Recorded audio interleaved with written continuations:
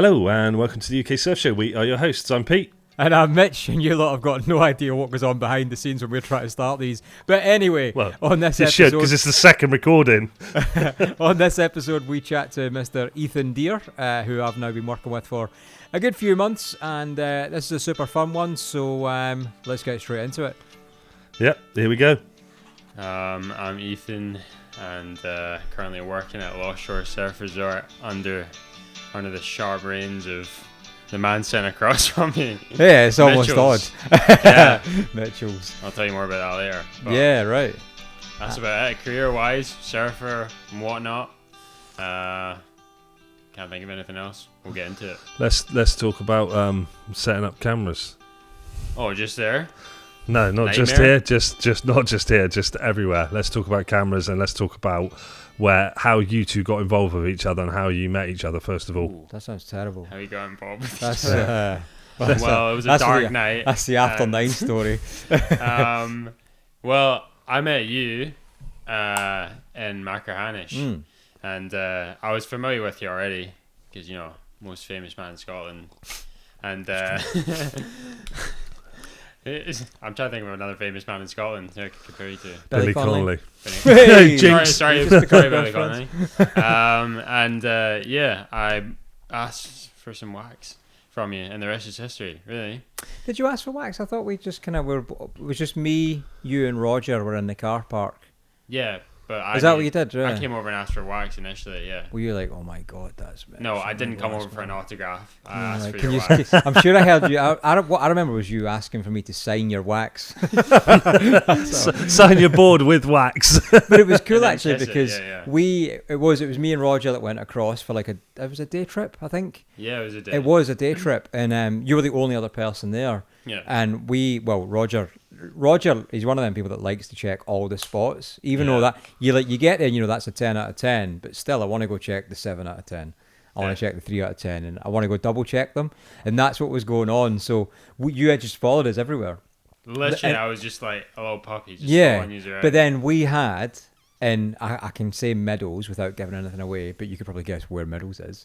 We had the best sunset session, if I remember right. That was that Glass. night, wasn't it? It's pure glass. I actually remember having to get out early Blinding. because you're sitting facing obviously out, and the sunset is on you, and it was so painful in the retinas. Yeah. It was sheet glass, Yeah. and it was quite windy further up the main beach, wasn't it? Yeah, it was weird. It was little- odd, little and Twilight it was you just had the sunset and the reflection of the water, and Yeah. it was painful. It was painful to get out, but it was brutal. But But lovely. what a session! Yeah, That was the first thing I remember from you from that session was like, you're probably the first person I've ever met that got out of the water to pee.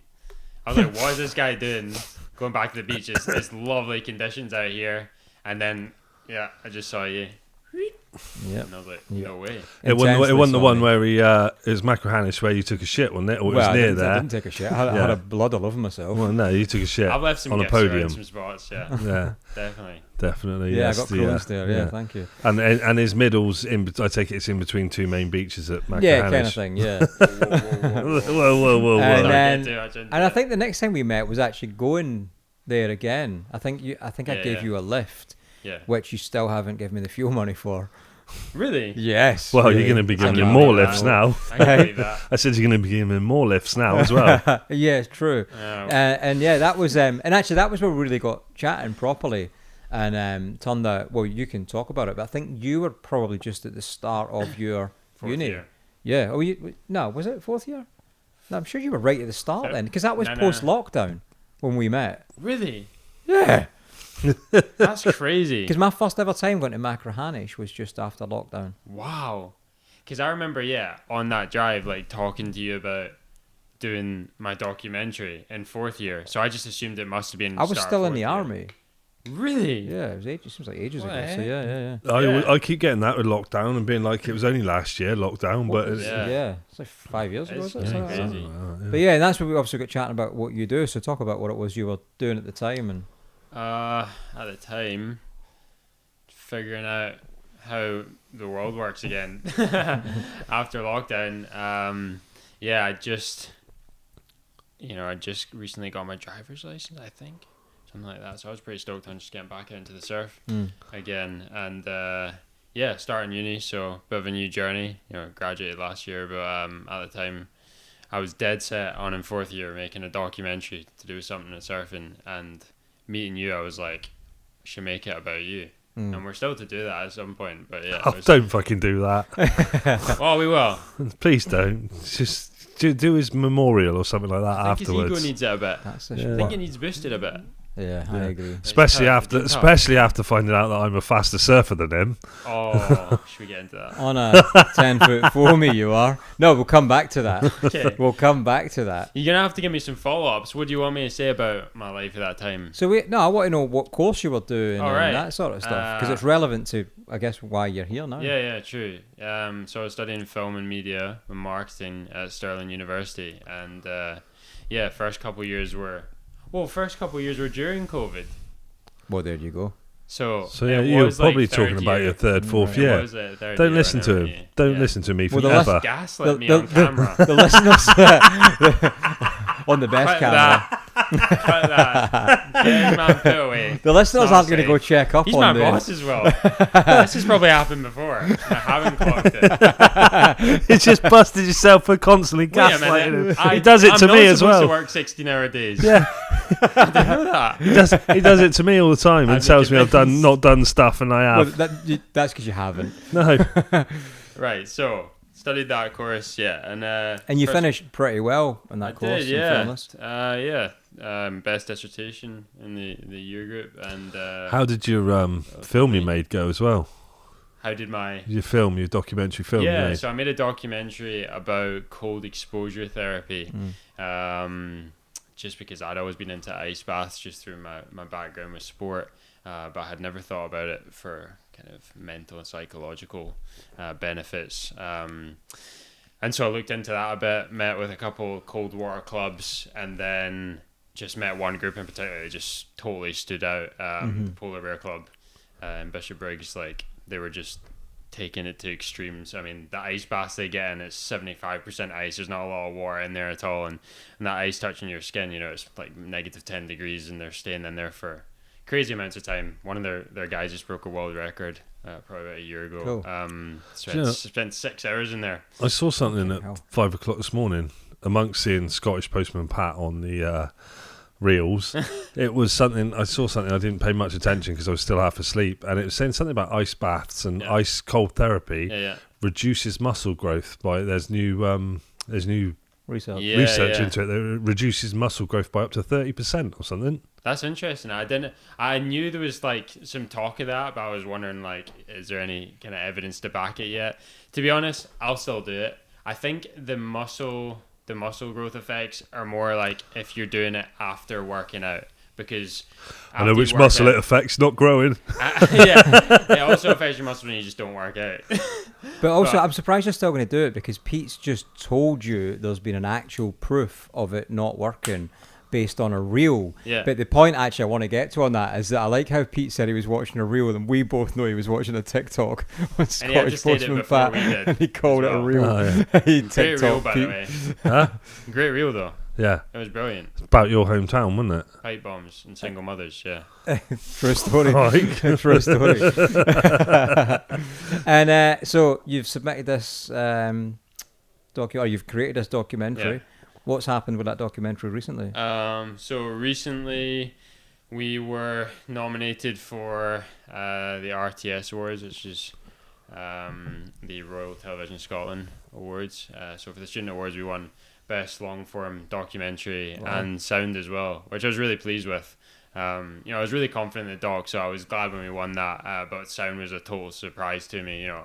Worked kind of meticulously on the sound with our sound recorders, so seeing her take that one was pretty special. Yeah. And that means you get nominated to the British version of this. Yeah, thing? automatically. So in London in June, we'll be going down to put ours against So now you all go to countries. the proper version now, yeah? The proper version. Yeah. I was about 20 joking. people there. Yeah, before getting lynched. Yeah, no, I'm joking. But I think we'll do all right as well. Yeah. I'm pretty confident. I put a lot into that film. We all did, and I think it just has like something unique to it. I mean, I think people need to know about this, and Well, no, definitely. And I haven't seen it, but Mitch tells me it's really good. But then Yeah. we know what Mitch's gaslighting's like. So yeah. in fairness, Those ones to pet me off. in fairness to you, you know, and sort of piss taking aside of your face and whatever else. Yeah. Um, like you are meticulous. Oh, we'll kill Pete. We'll kill Pete. Snorting water out of his face. Well, that's all good. That was a double win. So no, but you're meticulous. I have been on. Well, you've filmed with me as I have been the talent. And I think we've done 2 things. Did you filmed twice with me? 2 shoots. Yeah. And just seeing you on set, like the way you kind of, you're just all over it, but you're all over everyone, and not in a, I guess, like a Tropic Thunder Tom Cruise punch that guy in the face kind of way, but like in a helpful manner. Yeah. And it's quite clear that you really know what you're trying to get to and bring the best out in people. And Thanks. you know, you for years have kind of really been one of my go-to people when I've got questions about filmmaking, and I think sort of vice versa. When you've got questions about social media, totally. and I think, you know, you kind of landed in this role in Lost Shore, and I think we complement each other really well. And it's been awesome to see you come on board, and we'll finally get the time to let you thrive within it. And you know, Both of us, yeah. Well, it's a challenging environment. There's obviously a lot going on, and it's very fast, and we're still a start-up. And you know, like any job, it can be frustrating. And we're just learning our way through it. Hopefully people at the end of this watching what we've been doing is happy-ish with what we're outputting. Yeah, definitely. And there's always room for manoeuvre, but I think we've kind of landed in this good environment so far where we're both kind of able to go out. I know what you're doing, you know what I'm doing, and if we don't agree, we'll just talk about it, and that's absolutely fine. But we're still at the start of that journey, but we've kind of worked together for years, really, just through conversation with it. So it's great to see you just doing your thing, and even just now setting up, you know, it's pretty. I was more stressed there than today working at Lost Shore. do you know what? I just want to say how much easier that was setting up than it normally is with you, and you're faffing around and Let's be clear about it's one usually tougher thing. than that, because that felt like a faff. Let's be clear about one thing. Yeah. I took Ethan to the petrol station What for? to get a toothbrush because he forgot his toothbrush and he stinks of tuna. I forgot my right? toothbrush. You can come back Let's to give that. some context later. You can come back to that, but we'll move on. We'll just leave it at that. You had one job when we were away, was to set everything up so we could film. And what do you always tell me? To do. What do you always tell me? No. But you were supposed to set everything up. Oh. And we came back, Mum and Dad are fighting. and all that was set up was a stand. Yeah. One of them was already set up. And the audio and mics. Well, they don't. Cameras were in position. This What wasn't happened? here. What happened when you got Camera in? wasn't in Ethan position. moved them all. Well, not really. Yeah. Anyway. So. Anyway. Yeah. No comment. But no, it all like piss taking and joking apart. I can see how you work really well together. You both do actually complement each other in the job. And seeing you this week when you're supposed to spend all your time on surf show stuff, but you haven't because you've been working as well. Prick. Left me on my own. But no, it's like the way you work together and talk together and coming up with ideas, and even like I went to bed last night and you two were still editing photos at whatever time, 12 o'clock at night or whatever it was. Far more than yours. Yeah. Yeah. But it's like how do you come up with, like, it might be a really dumb question, but like stuff like I imagine in a wave garden you're gonna shoot pictures or film or something like that, and you've got like, well, here you've got a quarry wall, you've got concrete or whatever you've got in the background. And no, but it's like there's no way around it. So how can you come up with new, like it's like trying to shoot a picture of a cup and there's only so many ways you can shoot it. How you coming up with new ideas and new things like that? And I know, like, I've seen you two work and talk off each other and stuff like that, but like what are you bringing to that to go like, oh wow, you know, this is different, like different angles, different suggestions, different ideas? How does that work? Yeah, it's definitely, you know, I've only been in this role for, I don't know, like a month now. Well, like it's not even been that. It's been really, this is your third week of working, 'cause because you there's kind an of had holiday you for started you done a week, you had a week in holiday, Yeah. and then you're back in. So yeah, this is like week 3, I think. Yeah, so it's a good question, because it's something that I'm thinking about at the moment, is like, how do we keep this revolving, keep it fresh? Because, you know, it's an amazing facility, so people are going to be interested when they see it, especially surfers. But you just got to make it fun. You got to make it entertaining and give a hook each time that's not just, a perfect wave, because the audience expects that at a time, and you want to give them something new to engage with. So I think where Mitch and I's relationship is really great is that we do just like have fun, and so we can bounce off each other with ideas that maybe at first we'll come up with something that sounds ridiculous, but then we'll like maybe tone it down a bit, refine it, and then before you know it, you've got like a pretty cool idea that could be really fun to make. So I think it's just like that approach of there's no wrong ideas, and we've got something really cool here.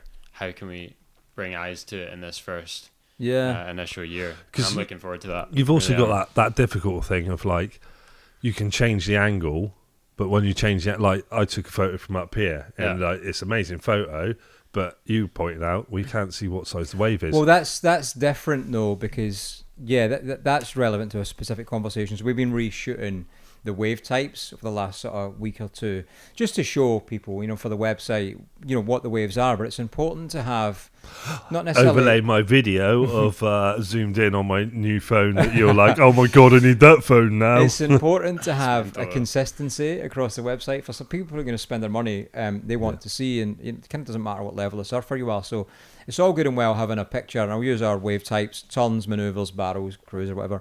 It's all good and well having the best shot of the best surfer doing the best maneuver on the perfect glassiest wave, but there's a few things people need to see. They need to see, for the more technical people, they want to see the peel of the wave, they want to see the white water behind it, they want to see how it moves, they want to see the scale. So you need to be sort of ground level, but also we're in a wave garden that pushes waves every, I don't even know what it is, it might be like 6 seconds or something like that, 7, right? So it's hard to get the image of that without having a lump and bump in front of it. And then it gets even more complicated with the left side pushing the wave first, and there's a little ripple before you even do it. So it gets really complicated. Then you're trying to make it consistent. So the angles for all turns waves, for example, need to be the same on the left and the right. The angles might change for barrels, and it's not about looking down the face of the barrel to just show how deep a surfer is. It's about what the barrel of the wave is doing in front of it. So it's not that straightforward. So that's really what you're referring to, Pete. But in terms of, I'll go back to your cup analogy. You're saying about how many ways can you shoot the cup, but really I think of the cup in this instance as the entire resort, and actually it's what's in the cup. You can infinitely change your minging cup of tea. Infinitely change what's in the cup. And actually that's one of the cool things about the resort is the sort of public land around it that you can walk around. There is so many shots and angles, and I kind of hear a lot of you can imagine we get a lot of requests for photographers, amateur photographers, pros and everything else that want to come in and shoot. But I'm like, if you're a pro, go look at what you've got. I always found myself, if I was filming at the wave, and you're limited to where you can go. You've obviously got access down the sides, you've got the front, and you've got upstairs, I think, as well, on the balcony. But that kind of, once everyone's done it, I still always used to try and find my own new angle. Well, that's what I said from walking up on the hill here today. Like yesterday, I don't know, all the days are rolling into one now. It's getting to that point of the week. Yesterday, was it? Or day before? Yesterday, I don't know when it was. Anyway, regardless, it was. I walked up there, and it was just a shot, which was a totally different angle. And I know we were talking about something else, but it was like, oh yeah, and you've got that, and you've got such like. Well, just sitting from where we are up here, I mean, through the curtains, I can see the actual pool there now, or the loch. He said it's not a pool; it's a loch. Well, you said that. Well, I said it was a lake. I said lake. Sorry, the lake. Wave loch. That is a thing in America. That's why it's not. That's why we've not used the word loch here. But yeah. So yeah, there's so many. Just walking from like that end to this end, there's like. How many different angles? It's quite interesting, I find. What about surfing the pool? How have you been doing at that lately? I have no idea if you wanted the answer that I'm going to give you, but I'll give you it. Also, how's your car? We'll go, and your teeth. How's your toothbrush? We'll start with that. And my leg. And your leg. And my ego. You tell us. Well, all came to a head yesterday, that's for sure. So, surfing the pool, really good. It's a beautiful wave, and I think you can't really complain about it. If What- something's going what wrong, were you surfing yesterday? I was surfing backhand barrels. Don't worry, I'll get into that. So, fine, Pete, I'll give you it. So, backhand barrels for the first time yesterday, very much on a whim, because it was a busy day as it was, like shooting the photos for the new launch of the website. And I was like, all right, I'll reward myself. I'll try something different. It was already like 10 past 1 at this point, so the session already started. And I had in my head to go on the right, and I spoke to Joel and Lee real brief, and they were like, just come on the backhand. And I'm like, well, I suppose you've convinced me. And paddled out, so no warm-up waves on the T1 at all. And literally the first thing I said when I got out was like, what am I doing? Like, I asked Joe, I was like, what am I doing? Like, what do I do here? And Lee just said, like, stay ahead of it a bit. And so I did that in the first one, got to my feet, and just totally faded off the back. Like, it was embarrassing, but it wasn't bad at all. Second wave comes, and I was like, okay, just got to face more towards the beach, just like I do on the other side. And it works. I get cover up. I see you get the vision. Oh, come out. Lee's watching. Doesn't get any better than that. He claims it. I claim it. I ask him if I can count it. He says yes. We're in. Right? So confidence and ego is at an all-time high at this point. Backhand barrel rider. So I'm thinking, yeah, this is cake. Like, what's everyone complaining about? So the third wave, as you can imagine, I tried to go way deeper. And I take a pretty bad spill on that wave. And I'm like, okay, it's serious. I have to take this seriously. But it didn't change my mindset. I was like, I'm still going to go deep. So the fourth wave, I went for it again, and I just adjusted slightly, and I was like, oh my God, I'm making out of this. It's going to be insane, like, for a fourth wave on backhand barrels. Anyways, before I know it, nose dips, head over kettle, and I'm slammed on the bottom, on my back, the hardest I've ever hit the bottom of the pool. And I'm wondering where my board is, because I know it's behind me. And then all of a sudden, I feel the fins scrape my ribs, like, under me. And then I feel the board's, like, stuck on the bottom, like the tail's wedged into the bottom, and the nose of it then jams into the side of my thigh and just totally stabs me. Like, it impaled me. So that, like, there was a gash wound after it, and I came out of the pool just totally like winded, defeated. Lifeguards come to check on me. I'm like, oh no, I know everyone's 8 ambulances overhead in a hover. Literally, I'm borderline crying. More about my board than my injuries, but yeah, because the board's absolutely totaled as well. But I'm sure Martin McQueenie can do a job on that. Oh yeah, but not on my leg. Maybe, I don't know. Maybe, who knows how far his talents go. Anyways, that happened, and then after that, drove away to go and get my hair cut. Came back and go to get some petrol. Hold on, go back a bit. What did you do next after the disaster of the barrels? Terrible haircut. Oh yeah, that was it. Sorry. Nah, I like it. Pete doesn't like it. I don't care. Remove the mullet. We see. Remove the mullet. It wasn't really a mullet anymore. No, it was past its sell by date. Definitely. Okay. You know, girlfriend's request. You just got to do it. Yeah. She just wants me to look like Charles Leclerc from F1. Well, so I mean, good luck with that. I'm not sure how you're going to achieve. I know. Don't look anything like him, but I realized that's where the haircut was. It was a different guy that she gave as a reference image, but then I was like, wait a minute. I know who this looks like. Anyways, car drama. Give me a break. It's fine. I like it. Yeah. I'll be It's ready good. Charlie Leclerc. It's good. It's not, if you don't take the piss out of someone's hair, you know, it's not good, is it? Yeah. So before you went to get the terrible haircut, who did you call? Did I call you? Yeah, I called you. I remember that now. I'm delirious. Were you that concussed? Yeah. So you called me to tell, and obviously we were on a tight deadline yesterday. So you called me to tell me you were extremely injured and there had been an incident. Did I? You did. You did, because you were on. I was next to him. I was next to extremely him. injured. We had just finished Trace the filming. call. We had just finished filming with some people. Yeah, we and said I put about- you on speaker because you were telling us. I knew you'd gone Yeah, barrels. because Seba was here as well. Yeah. I knew you'd gone Heard him barrels. You hadn't told me it was backhand, but like you say, you'd done it on a whim. Uh-huh. And you were like, brother, it's gone bad. And so that was the point. I was like, lads, I'm going to put this on loudspeaker. Act sympathetic. And we listened in as you told us the story. And it sounded bad, in fairness. And I said to you at the end, when somebody went, try and be sympathetic. And I was like, Ethan, are you okay? Because you're talking about like loads of blood loss and all this shit. And Nah, You this were. is You getting were. blowing. no, you were. And I joke. I said I was bleeding out. No, Come you on. said you were bleeding out and you were considering applying a tourniquet with your leash to your leg. And I said, Ethan. It's gaslighting again. I said, Ethan, are you okay? And he went, am I okay? I'm a backhand barrel rider. That's all I took away from it. Yeah, that's all you took away from it. As soon as my board's fixed, I'm getting back on it. Like, there's no other way. You can't just escape it. So the sport's going to fight back at some point. You just got to roll with the punches. So then what happened with your vehicle after the haircut? Oh, yeah. So I wasn't driving like Charles Leclerc, that's for sure. So literally pull in the petrol station, fill up, go back to my car, and it's not starting. So I'm like, right. Diesel. Well, the debate is he's put a cheese sandwich in instead of petrol. He's filled it with a cheese closer sandwich. to that than anything. Nah, let's set the record straight. I put petrol in my car. Is your car petrol? Diesel. Or diesel? See, now you're questioning it. Petrol in my car. It's a petrol car, not starting. So there's a guy next to me in his car, and I'm like, "Can you help me jump my car?" Go in and buy jumper cables. Come back out. It's not working. So we call this like handy-looking guy over who's like getting petrol. I was like, "This guy, I know he knows what he's doing for sure."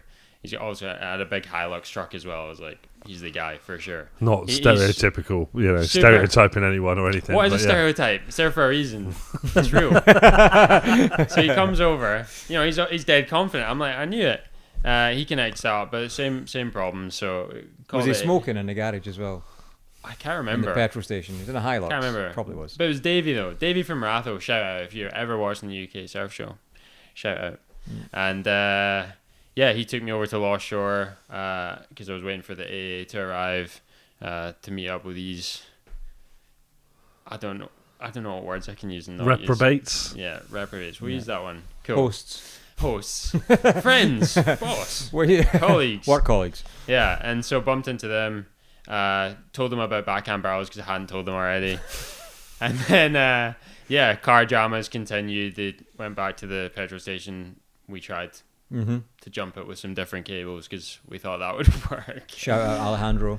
Yeah, thanks Ali for the jumps. And they arrive and they're not able to do anything either. He starts bashing my fuel pump with a hammer because he says there's a cheese sandwich stuck in there. It must be classic ploughman's issue. It's like there's something funny shaped in there. It looks like a triangular piece, and it looks like it's full of cheese as well. And also, when we took you back to the garage whilst you were waiting for the AA, where were me and Pete at that point? Oh, bashing it. Well, no, it's like you can't say that like that. bashing, consuming, eating a lovely Indian dish somewhere. It was so good when I just if you hadn't have stopped yourself, that would have been the clip. Yeah. That would have been the teaser. The AI can sort it anyways, but no sympathies. I mean, I work day and night. I work day and night for this man, and all he can do for me is leave me in the dust. It sounded like you were surfing. It's embarrassing. It sounded like you were surfing at work though. Let's move on. Nah. These injuries were from kids that beat me up on the way out. Yeah. I'll tell you what though, it wasn't just Indian, was it? It was Nepalese as well. It was Indian and I love Nepalese. Did you get a wee massage at the same point as well? Super. No. Nepalese food is like, I love Nepalese food. There used to be a restaurant near me. What was Nepalese food like? What was the standard dish? Boys, it's we can't talk about Nepalese food. Why not? Why? 7 months in Afghan with Gurkhas, and all I was eating every day was bones with rice. Did you know that he was in the army? He's never mentioned it. Do you know he stood on an IED once? Did you? Yeah. Really? Yeah. Did you know that he served barrels the other day? You serve barrels, Pete. Did you know that he died this air? Did you know that?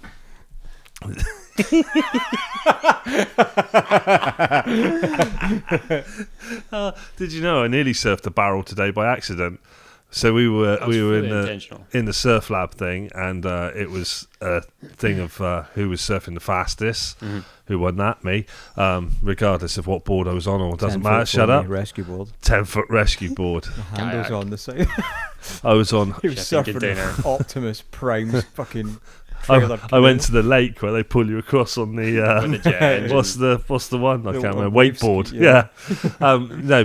Doing that, and I caught one really, like, to be honest, I was having an absolute shock. I like knackered, not used to this pool surfing malarkey, how much I've been doing in a short space of time, and I was struggling today even to get to my feet, and I was pulling my foot up, and my toe kept like catching on the board, like what you were saying the other day when your foot was Plus using wax again. Yeah, but it was like that. My foot was sticking, and I just couldn't get my foot through and pick it up from underneath me properly.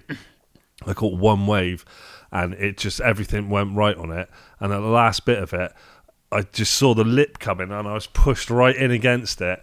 And I came out. It didn't come over me or anything like that. But like I remember you saying on the turns, part of it does barrel at sometimes. Sometimes barrels. And I was like, and I come out the other side. And this bloke was like, looked me dead in the eye, and he was like, "That was a nice wave." And I was like, "Yeah, it was all right." And he turned around. And I was like, "Fucking yes!" No, it's the nicest feeling ever when someone looks you straight in the eye. Doesn't matter who they are. Yeah, like they could be the biggest cook in the world, but it's even better when they give you a cook. If they're a cook and they say you're good, because they give then you a just compliment. You really have that superiority complex afterwards. You're just like, okay. I've never had a compliment.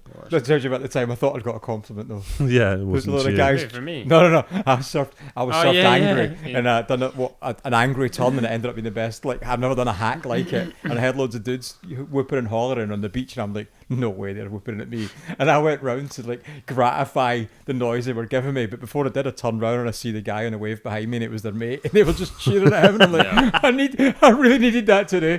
I needed that. Nah, but you've been whipping it recently. You're looking much better on a surfboard. Do you know what? I can't lie. You actually look like a semi-competent surfer now. Yeah. Semi, I'll take this. Yeah. No, on it, I can see the difference from the last time I surfed with you in Devon, and this place wasn't open then, was it? October? No, it wasn't. Yeah. No.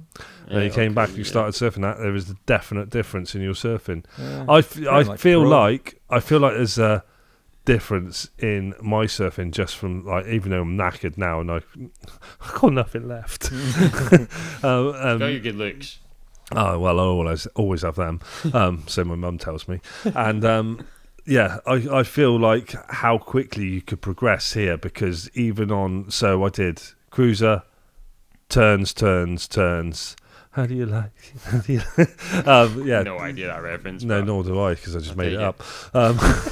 Because it's the wrong words for the song. That's a song. Yeah, no, it's not. It's Is more. The turns, and just going on turns is just.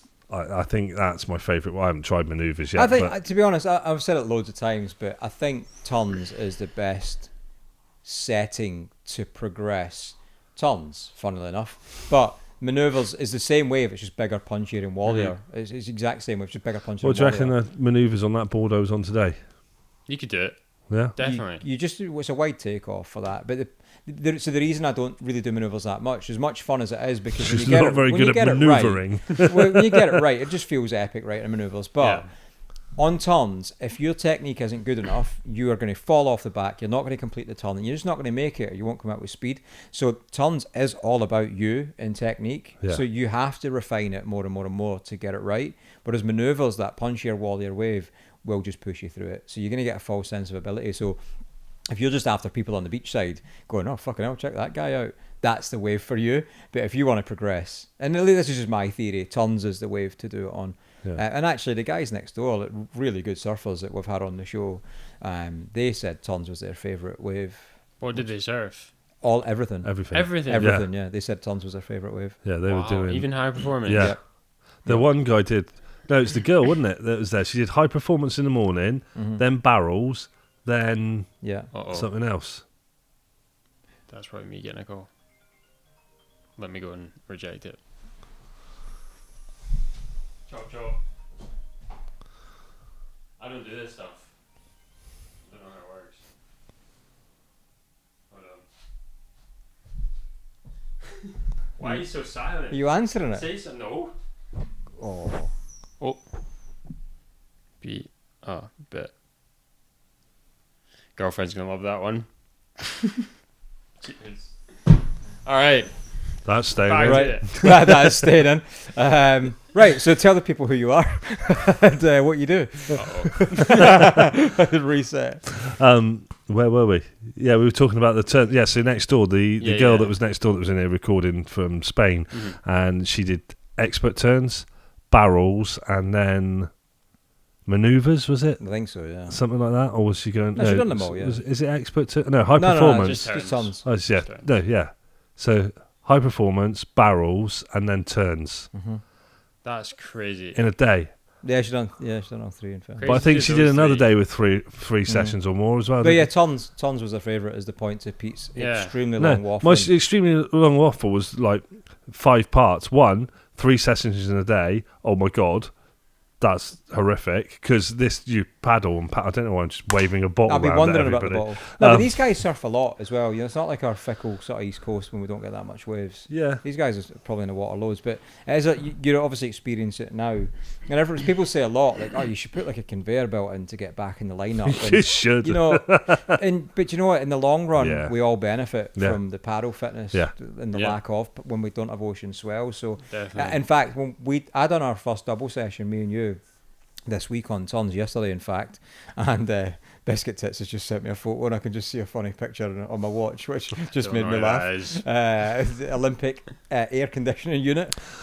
Alan Twitcher, as he's now known, because he's a bird warbler twitcher. Yeah. So it was the first time I've done a full double session in a day, but I've done it backwards. I've done front side first and then backhand, and I wish I'd done backhand first because I felt a lot more issues in my backhand on that second session. Yeah. But excuse me, I could have come out and gone straight back into front side, and it was actually I'm glad we've done that because I have been a bit sort of paranoid about, I don't want to do 2 sessions in a day. I know you've done a few, but that was because the first time I've now done it, I was like, I could go front side again, so I'd have to go back front if I was doing it. But it's a testament to the progression, not just in ability but in paddle fitness and everything else. So I mean we're going to say it, but I think this is fantastic what it's given me in my surfing. Definitely.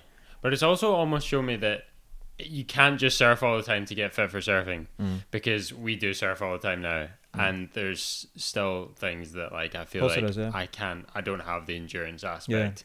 You know, I don't want to get 40 minutes into a session and not be able to pop up. Sometimes I feel like that, where I'm like wasting the first section of the wave, and more often than not, like with the wave settings, the first section is the best section of the wave. But talking about sections, I'm not letting you get away with it. I discovered, I'm taking full credit. Someone else might have discovered before me, but I discovered before you the barrel section. I backed you up on it. What are you on about? I've been backing you up on it the whole time. Just because I tell people that wave gets a barrel. I've never gone, hey, by the way, I've been out exploring. I've been up to the top of the resort, I've been to the bottom of the resort, and I can confirm there is a barrel on wave 5. 100%. I've heard you quote unquote tell someone that you discovered it. Absolutely not. and we all know that you're a gaslighter from this anyway. We do. So tell us about this barrel. The Turns barrel, infamous. It is it's elusive, but when you hunt it down, it's pretty special, I would say. You know, it's tiny wee thing, but I mean, should we let the secrets in?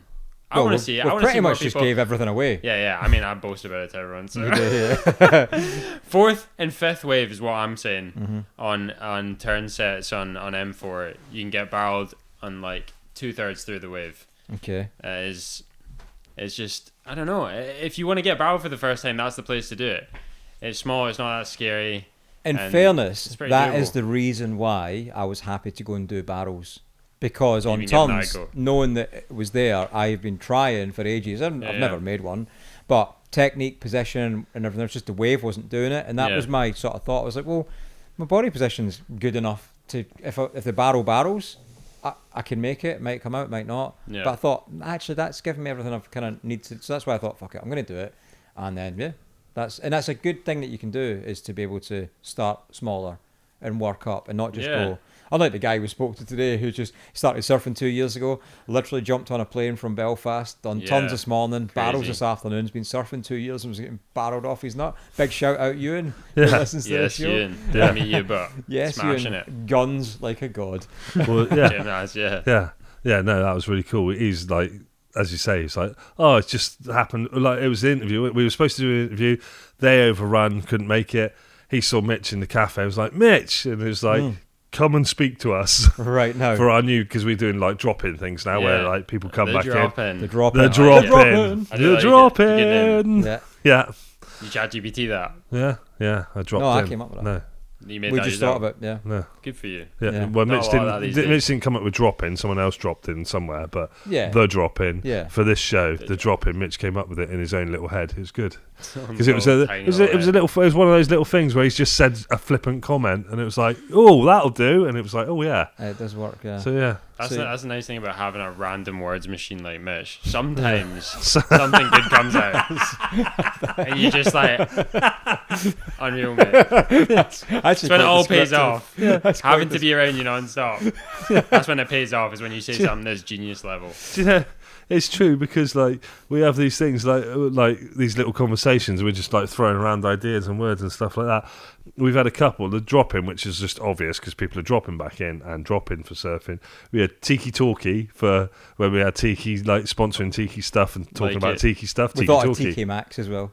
Tiki. Tiki Tiki Maxx. Talkie's So better. that was Special That was K, Special wasn't it? K, You're not taking credit for that one. I'm not Oh, letting we you. already said it was No, you Special said K. we. The quote was "we thought." Yeah. You say that Yeah, word. that's She that's ran like- it by me and I agreed it was good. Yeah, but yeah, You gave it it's the credit. yeah, it is good to have one of those little word machines, as you call it, that just pops out a good word every now and then. You It's go, good oh, for a that'll do. podcast. Yeah, Definitely give it a podcast. And I'm getting the impression because That Pete, you have because to Pete hit has the put boost. his Nike SBs on, which he said he would never wear because they killed skateboarding.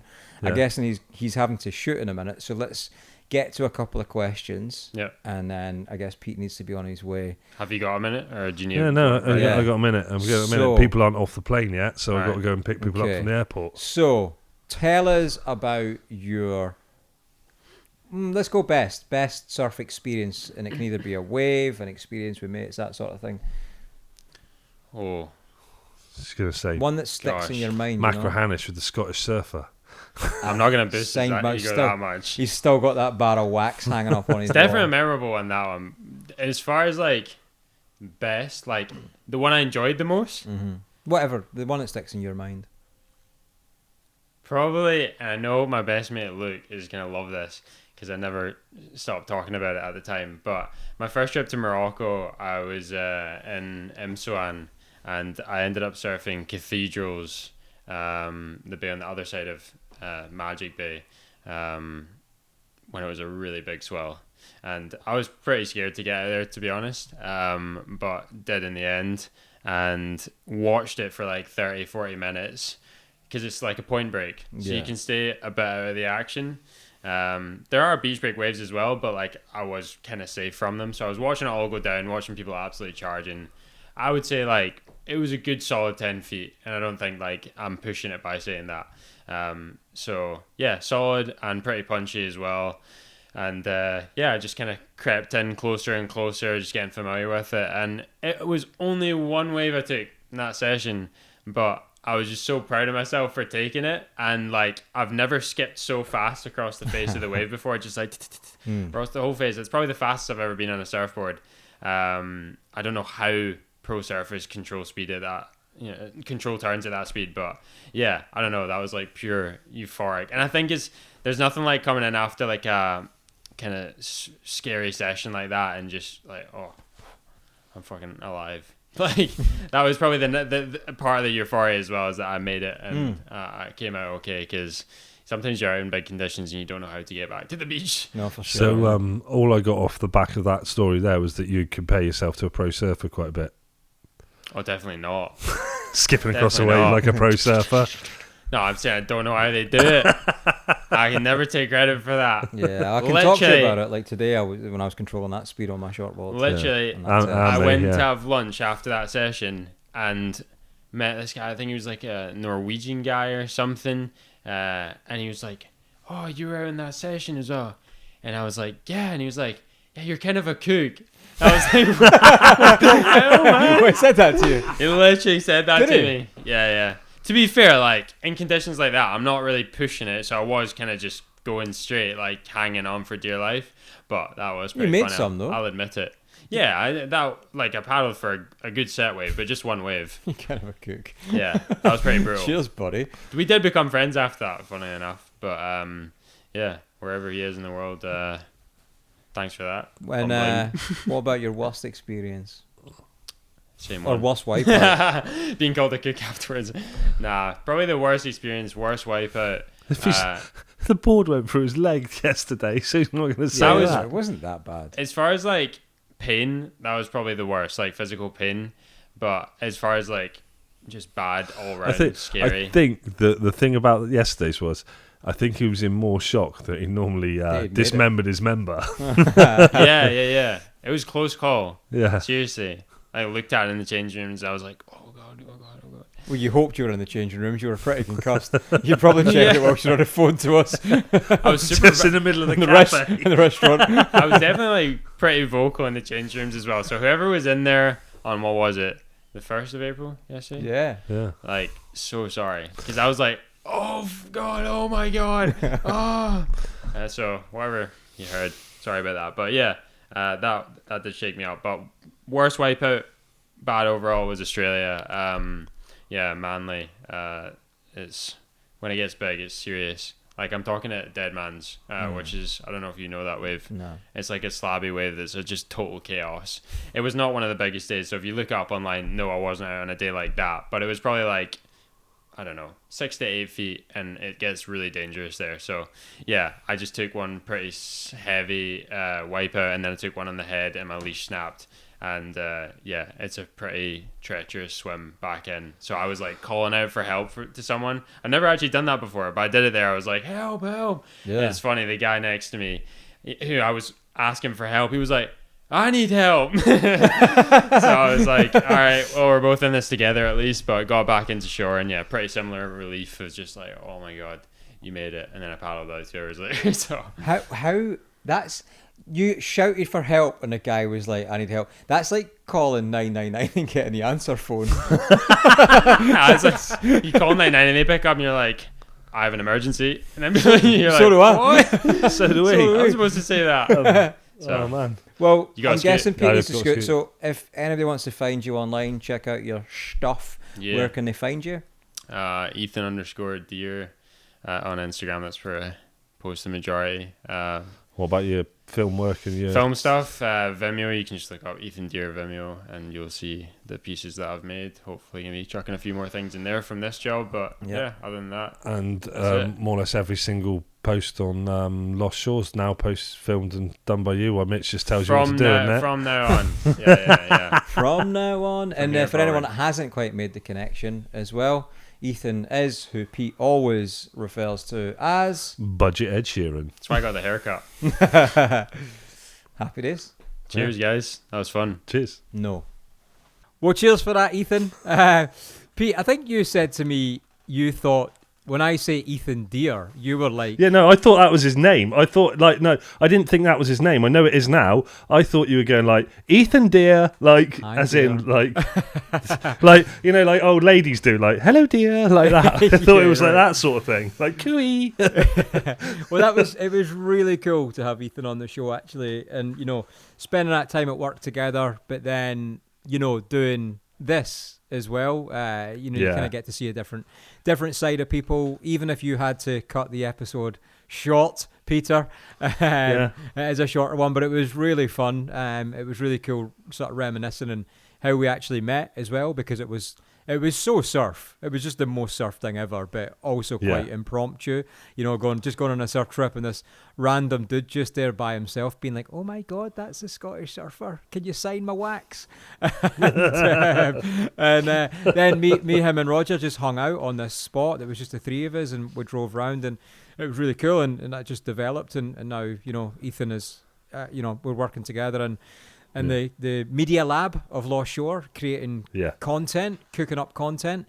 And, you know, he's so good at what he does. For me, it's been great because I learned so much from him, and I hope that's reciprocated. But it's a really good relationship. Well, I met Ethan about 4 years ago, and I said to him, the plan is if you infiltrate the Scottish surfer and just, you know, learn everything you can about video, I can then replace him because he's a twat. And he's on his way there now. So, yeah. Well, he's on his way there, but after you kicked him clean in the nuts, I don't think that's going to happen, is it? No. It was, don't get in my face, it's a warning. But It was a complete accident. As I lifted we were messing around and he was like swinging punches at me. And as I lifted my foot to do the old fake a jab, lift your foot up, he came towards me and I caught him clean in the nuts and dropped him and literally, as in the words of other people, folded him like a deck chair. You did fold him like a deck chair. And you know what, as well, because we did have to cut the episode a little bit shorter, it was more annoying because me and Ethan had decided that anything you said for maybe like the first 4 or 5 minutes, he was just going to basically pretend that he couldn't hear you. He didn't acknowledge you as a person. But then I would repeat the question immediately after he had a confused face, just to see how long it was before you clicked on. And sadly, that didn't happen. Nah, never mind. We've had other ideas like that never happened as well. But I mean, it was great. And I mean, I'm not bothered about cutting Ethan's episode short because I'm sure he will be on the show more. He's done loads of stuff with us recording at Lost Shore. He's going to be on loads of the other videos that are coming out. He's on Ben Gravy's video that's just come out today of Lost Shore and Scotland and Edinburgh and surfing Pease Bay. And surfing really well. And I think we should talk about some other people surfing really well in that clip as well, actually, on Ben Gravy's new thing. We should talk about that. Go. What, the customers? Yeah. Yeah, loads of people surf. Well, I mean, I don't want to go too much into the Ben Gravy video because that will be during its own episode, won't it? But I know, but I just literally, we've both just watched it because we were in it. No, that's how.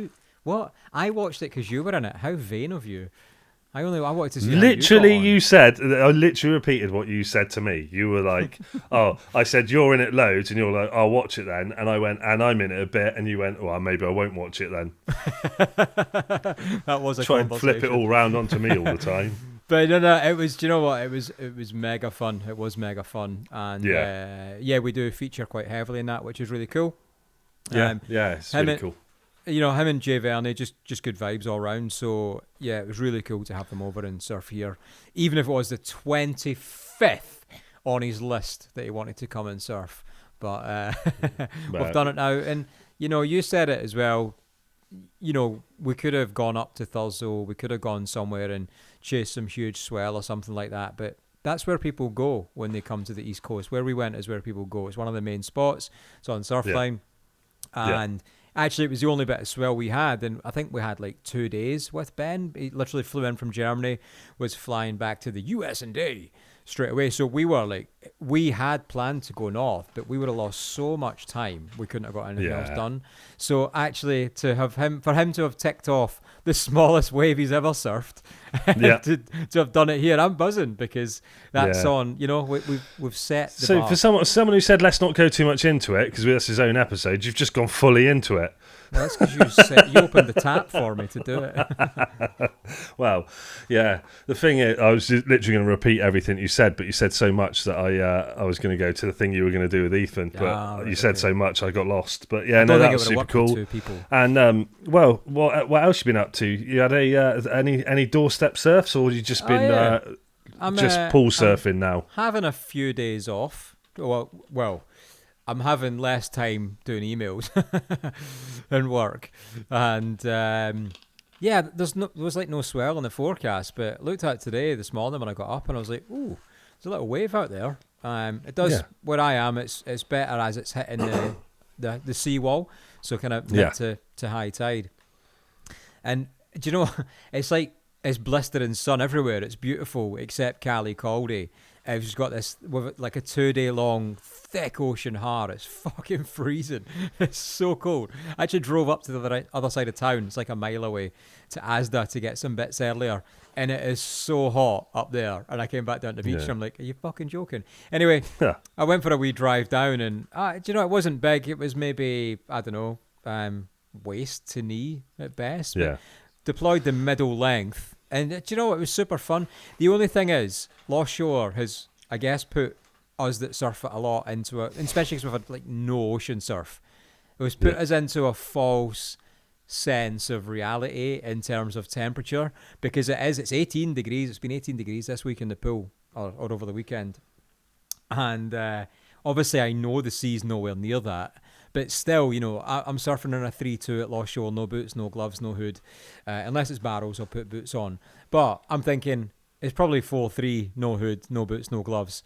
I went in a 5-4 hood with boots and no gloves and walked out, and I was like, oh my fucking God, it's freezing. It's so cold. I think somebody said it's still 9 degrees in the water here. It's actually, it's like it's gone downhill. Do you know what? I went Bude the other day, and I was in a 3 mil, and then when I came back up to Scotland, I was in a 3 mil as well. I'm absolutely fine. I surfed the wave last night in a 3 mil, and so all of it's just, I'm just in 3 mil everywhere now, no boots and no gloves. And but what you said, I would love to go back, because I'm sure before Lost Shore Open, I was saying to you about, that's it, you're going to be spending most of your time just surfing the wave pool and blah, blah, blah. No, that's not going to happen. I'm not. It's happened exactly. You're just in there all the time. But it's like the thing of like, though. No, but it's the thing of like, I understand that totally, because if you can have the perfect waves, like Lost Shore is pretty much, I'd say from surfing it, is pretty much the perfect wave. You can you can surf, progress, learn, and the amount my surfing came on so quickly there in the space of a week was amazing. But what I would say is, if you're offered to look out your doorstep at what you surf today, or you could have a turns, barrels, manoeuvres session, it's like there's no contest in it. Yeah, but Pete, you're saying that as if that's some sort of, you've just fucking broke you've broke the Enigma code. Of course, like, what surfer's not going to choose the sea? Of course you are. I'm always going to choose the sea, and I am not. No, I was saying it the other way round now. I was saying it the other way round now. No, what? No. I'm always going to choose. Yeah. If you had that slop outside, and then you were like. Yeah, but in that slop outside, and actually it wasn't slop, it was just small, but within, and it was like 6 seconds, but within that, you know, when you choose a good wave in the set, you're like, and then you get one peeler, you're like, oh, I chose that. That's, you know, you can't replicate that. That's the thing you can't replicate in the pool. So of course I'm going to choose the sea. And but I don't think you have been choosing the sea. No, but this is what I'm trying to get back to. That's my point. I haven't not been in the sea because of lack of wanting to be in the sea. I've not been in the sea because there's been no fucking swell all year. It's been the worst season I can remember for swell since January, since I've been here. Like, this is why I travel. As soon as there's a swell, I'll travel north and I'll go to the spots that I go to. But I've just been lack of choice. It's been actually devastating. But it's been great. I just don't know though, because like I think like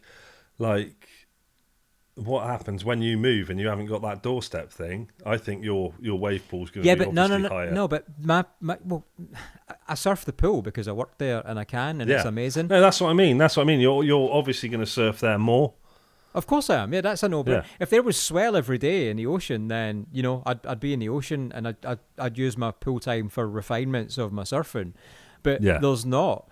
So the reality is that, and actually my doorstep sessions are super rare anyway. So it's not like when I get a doorstep session, they're special. You know, when I move, I'm obviously not going to get that. I'll still have to travel to the main spots. And the most time, I do have to travel to the St Andrews or a Pease or whatever. So it's rare that I get it here. It's just that when I do, it's fucking epic because it's right there. Yeah. Yeah. So, I do get so fuck that, up. Yeah. No, I get it, but I think you're full of shit.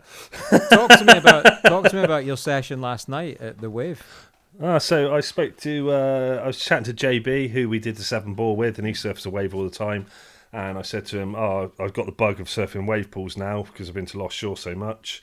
Surfing there, and I said I'm going to surf the wave, and he was like, yeah, I'll come with you. And he said, let's do the Advanced Plus. And I immediately, I don't know what it is, right? When from the first time I surfed the wave, I didn't like it because I got really nervous. I felt like anxious about it, like people watching you and all this sort of stuff that's just in my own head, basically. That was the reason for it. And then surfing Lost Shore so much, that got rid of that, because like the first session at Lost Shore, I was like, fuck it, and I couldn't do it. I literally didn't even stand up properly on my very first session at Lost Shore. I was like stacking waves and all sorts of shit. Anyway, surfed it that much with you on that week that we were there that I got over all of that. And then last night, going back to the wave, I was like, I had this anxiety coming up in me. First wave, caught the wave, fine. Second wave, stacked it. Third wave, caught the wave. Fourth wave, stacked it. Fifth wave, caught the wave. Sixth wave, stacked it. 7, 8, 9, 10, stacked it. Right. But yeah, it was fun, and it's allowed me to compare, like, in my own head, the difference between surfing the two places. And there's not a comparison to me, but the thing is, I physically cannot drive to Edinburgh every time, or fly to Edinburgh every time I want to surf Lost Shore. I mean, I probably could, but it'd get expensive quickly. Yeah. So if there's anyone out there that wants to fund that for me, you know, more than welcome to have that and take that on. But it's it's close by, and I mean the price is reasonable at the moment. I think it's like 49 quid for the session, but you can buy bundles there as well, you know, stuff like that. Okay. It's like similar sort of stuff that's going on. And it's half an hour up the road for me, so I'm like, yeah, I'm going to have to surf there more, because the main reason, as I said, all that stuff before, and I walked in, I tell you what was really good, I walked in, and I dinged my board, and there's loads of stuff, wait, there's a whole, I got a whole show on this, but firstly I walked in and started chatting, and one of the guys in there went, I know that voice. And I was like, oh, hello. And he's like, yeah, he said he's listening to the podcast and stuff like that, and there's a few of the people there that do. Pete, what was his name? Steve. I don't know. It could have been. I don't fucking know. I can't remember. I'm just as bad as you. Right back at you. I think the thing is, I think it's the shock of, like, someone saying, like, not the shock, but like the whatever the right word is, the, like, you be like taken back a bit when someone goes, oh, I recognise you, blah blah blah, and you go, oh, right, Mitch or Pete, and they go, yeah, and you're like, you're so in that conversation of them talking to you, and you're like, that you don't take it in. Yeah. Or we're just really shit human beings and we're rude, so it's probably more likely to be that. Possibly, yeah, possibly that. But yeah, the guy was really nice. He's been at the wave for years, and I really can't remember his name. I should have done. So that was good. And then doing the sessions, that was fun. And then I went to get on a wave, and I kept as on the Advanced Plus we were on, which is another reason I was like, ooh, because I've not surfed that before. The only thing I've ever surfed at the wave is the Intermediate, because I was always on a longboard. And so this is it. Going in, right, I'm taking my 7.6 Tiki Evo in. Yeah. And go in and talking to JB first of all, and I think he's on a Firewire 6.8 Dominator. I think he was on Dominator 2 or something like that. And I go, oh, this is a 7.6 and it's 54 litres or something like that. And I looked down and went, oh, it's a 7.2. It's not a 7.6. And instantly I was like, that's four shorter. No, I'm gonna have. Oh no, I need a 7.6. I went in and I saw they had boards for sale, like X boards. They had the Slayer, and I sent you a picture of it. I was like, the Slayer, and it was sold already. I was devastated because I would have ridden that. So I went out and I was straight away in my own head on the, like, for all the other reasons. Couple of waves into the session, as I say, caught the first one, stacked the second one, third wave into the session. I was like, yeah, this is great. I'm enjoying this, like surfing the wave pool thing. I kept messing up the takeoff when the waves changed, because it does a step up halfway through now as well, and I kept getting, like, I was on top, so it was like barreling slightly, but I was on top of the barrel, and I was like, and I was saying that I just watched Ben's video, and he does the same thing, but he's on top of the barrel, but he, like, ollies off of it. I'm like, what? But and then they've always done the step up in the session. Yeah, all wave pools do it. But I came off on one, so I wiped out, and it flipped me, and I came up, and I was facing the white water coming towards me. So I'm now facing back towards the takeoff spot, and my board's in front of me, and I didn't realise how close I was to the wall. Right. And I went, shit, and tried to turn, and I turned that way, which is my natural way to turn, and I was right there, and literally, I may as well have just got the nose and just gone like this down the wall. Like that, and like, it's got a hole right in the nose. I was like, fuck. Is that your way of saying you went left on a right? Pretty much, yeah. Yeah, no, I should have just, like, but I tell you what, another thing I never realised is that you can still hear your board hit the wall when you're under the water. Oh yeah, that noise. It's like somebody dropping a phone. It's so distinctive, and it's like, no, it's a cringy noise. Yeah.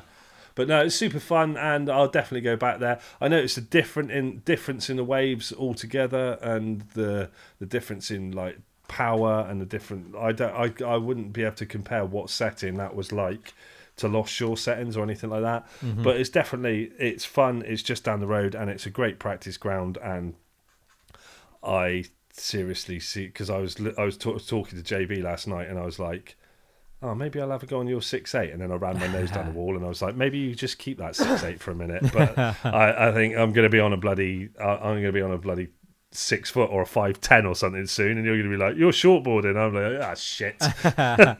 But it's so much fun. I think I was having this conversation. It might have been with you. It might have been with someone else. Like, I've longboarded for so many years now, and I was just like, I just longboarded. And I think it was because I was longboarding with Leighton, because Leighton longboarded, I longboarded. My other friend Ollie longboarded as well. So the people I was hanging around with and surfing with all longboarded. Makes now, sense. I'm like the last longboarder left that I hang around with, like myself. Ollie's moved on to shortboards, and sometimes he'll do a longboard. Leighton doesn't really surf, although we're supposed to be surfing Saturday if there's swell this weekend. And yeah, everyone else I surf with surf shorter boards, so I'm just like, yeah, all right then. So you just want to fit in, is that what you're saying? No, what I'm saying is longboarding's harder. Longboarding's hard. Shortboarding's much easier. Like, longboarding's easier when you're starting to get balance, I think, and like having a bigger board or a foamy or something like that. But to move a longboard, like you've said yourself, like you try and move a longboard around, and it's like, geez, it's like really difficult to move it. Yeah, whereas a shortboard, little bit of extension and compression, and you're going up and down on the wave, and you're like moving and stuff like that. It's great. But yeah, so I don't know. It's just I don't know. I'm quite liking mid-lengthening at the moment, and quite finding myself thinking, do you know what? I might go shorter. So well, we'll see. We'll see you in a 5'7". We'll just see what happens. See what happens, isn't it? So, I find it really interesting though that the wave. I don't know. There was obviously something there that just stopped you being able to want to be there almost, you know. And I wonder what the point of difference is at Lost Shore, that you had that sort of connection, and because you felt that progression. That was the difference. No. In all seriously, that was the difference. Because I was with you and surfing with you, and you know all the staff, and everyone made me feel really welcome.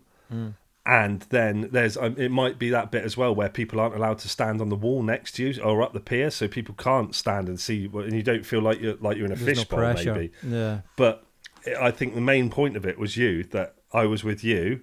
It was in your environment. Everybody welcomed me in and was like really welcoming, and I didn't feel any pressure. And everyone was so helpful with like advice, but in a way that wasn't like, you know, sometimes someone can give, for example, when that first one we were in, and someone, I think it's Seb or someone said to someone, oh, do you want me to get you a bigger board? And the bloke was like, I've been surfing fucking 20 years where I ran. It's like, well, really? Okay. But, you know, like, it's none of that. And it's just like the people that give advice are really helpful. Or maybe try this, maybe do that. And they do the same at the wave, but I don't know what it is, why I didn't feel it. And the only thing I can think, it was because I was there with you, like we were doing a separate thing, and it was part of the whole thing, and it was just like, right, you've got to. And I still think, like I said, the first few sessions were a bit wobbly, and then when we went turns, I think one of the first sessions we went turns on the backhand, and I spent most of that time going down the wave sideways on my board and not getting it at all. I was just like, this is awful, I hate it. And then the next one I went in on turns on my front side, and it was awesome, and everything just clicked. And after that, everything started to click, even to like the taking off yesterday. Like, and I sent a video to Leighton from it, and he was like, "Fucking hell, your pop-up's gotten quicker, and like blah blah blah, all this sort of stuff. Like, you're surfing really well and everything." And I was like, "Yeah, it just feels like everything's clicked into place and some." So I, you know, like I said before, you know, I've never really got the wave garden thing. I've made that quite clear on the podcast that I didn't get it, and now I do, and I'm like, yeah, I'm quite happy to go, do you know what, I was wrong about it, the way I was looking at it was wrong, and everything was wrong about it, and I think they're fucking fantastic places, and I'm probably going to be back there next week. I don't think there is a right or wrong on it either, though. You know, people just, if you like it, you like it. If you don't, you don't. And I think as long as people are able to respect other people's opinions, or not care and move the fuck on, then that's great. But we probably should have done this as a standalone episode, because we've spoken about this one for ages. I'm aware that this is dragging on. Yeah, I know, but the episode's shorter anyway, so it doesn't matter. Well, not now, it's not. Well, not now, it's not. Not now, it's not. We've only harped on for 22 minutes. So that'll make this episode about an hour long, so that's perfect for everybody. So, speaking of what Pete's been up to, if you want to get 15% off at Lost Shore, use the discount code UK Surf Show, and that'll get you 15% off surf and or accommodation. Yeah, and if you want 10% off at Surface, use the discount code UK Surf Show 24. That'll get you 10% off at Surface. And if you want to get 10% off at TK minus boards, use the discount code UK Surfpod, and that'll get you 10% off at TK. Yep, and 10% for Cookville clothing as well is UK Surf Show 10, and that will get you 10% off at Cookville. And I think that's all the discount codes we've got at the moment. Yeah, and head over to Instagram and check out Ethan Deere, and give him a follow, give him a... actually, I'm not going to say that. Give him a follow. We'll chat about this after the show. I think you will like this, Peter. Say it. I'll keep recording and drop it in anyway. I can. Maybe some people will get the reference. I've been seeing some videos pop up on my feed, and it's these just American, like, I don't know, pranksters, whatever, and they always start off like in a busy supermarket in front of random people, and they always start off really awkward, and they go, "What the fuck is up, YouTube?" But it's the way they refer to it. It's how they say smash the like button, smash the subscribe button. And I am not going to go down the line of the things they say, because we will get cancelled, because we live in cancel culture. But it's hilarious. So I'll send you some videos separately, Peter. All right, well, you do that, and if you are watching on YouTube, make sure you smash the like and subscribe button. As soon as you stop recording, I'm going to hit you with one of them. Yeah, brilliant. So yeah, all right, cool. Nice yeah, one. That's it. Cheers. So next episode, you and me on our own then, is it? Talking, or should we chuck another one out there? We'll see. I don't know. We'll decide. We'll see what happens. Anyway, have a nice day. Bye.